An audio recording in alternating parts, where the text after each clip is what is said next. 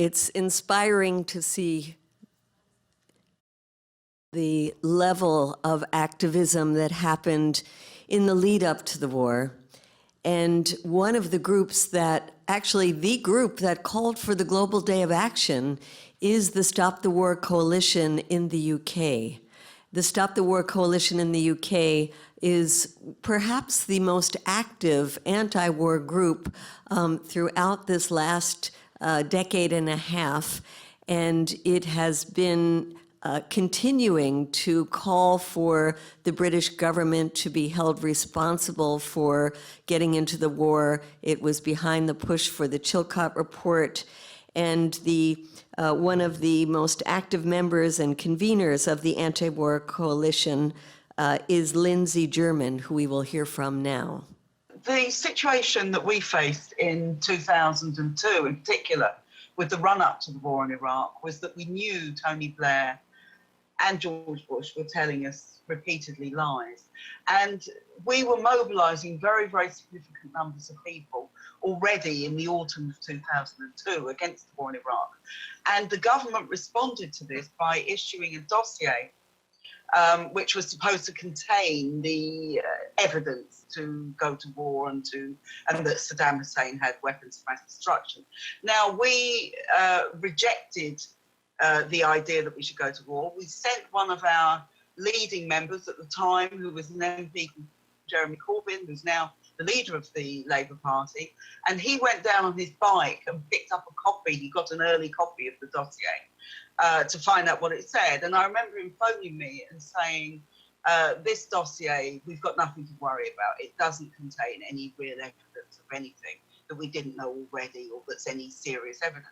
And I remember very, very strongly looking at the dossier and thinking that this was a series of speculative claims, a series of claims, for example, that that Saddam's palaces were where he was supposed to have hidden the weapons of mass destruction, were much bigger than Buckingham Palace and the Queen's other palaces. In fact, they even did diagrams along these lines. And I remember thinking then what ridiculous arguments these were.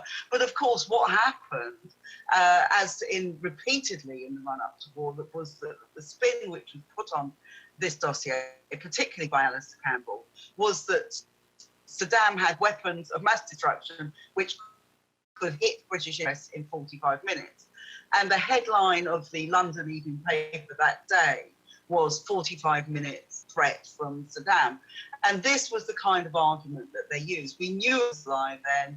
We've since been vindicated about this because Chilcot, who reported in July, has made it absolutely clear that there was no serious evidence for weapons of destruction. This was one of the many, many lies. There are repeats that so many people know, but it was very important for us to be able to nail that. And that weekend, we had a demonstration of 300,000 people, which was the first very big demonstration we had against the war in Iraq.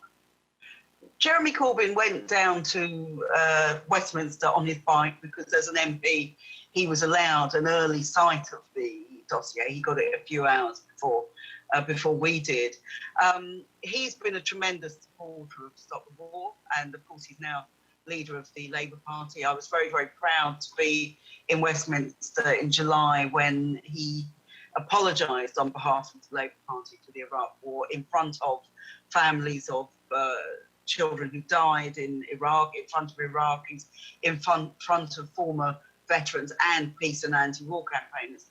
And it's a tremendous thing to have a leader of the opposition who is anti-war and for peace. Of course, it's one of the main things he gets attacked for in the media, but it's something that he's very much stuck to. And we hope that this will be, we don't see Chilcot as the end, Jeremy sees it at the end.